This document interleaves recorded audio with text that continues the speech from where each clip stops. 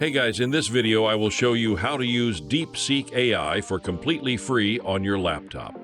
Alright, so let's begin with the video. So first of all, once you're on google.com, just enter DeepSeek online. And now you can see that this is the deepseek.com website, so just simply click on this. Now you can see that we have two options. Either we can get the desktop app, or we can start it for free on our Chrome.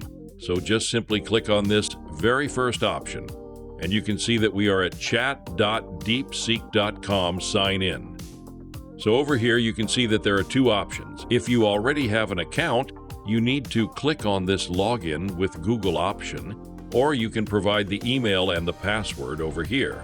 But if you have not created the account, you need to click on this sign up button and provide these information. So once you provide this information, you just simply need to click on this sign up button. And after that, once you're signed up, you will see that we have this DeepThink R1 model right over here. We have search model right over here. We can even upload the files from our local PC over here. You can see that up to 100 MB each file you can upload. So that's basically how you can use DeepSeek AI for completely free on your laptop. So that's all for this video. Consider subscribing if you find it helpful, and I'll catch you in the next one. Thanks.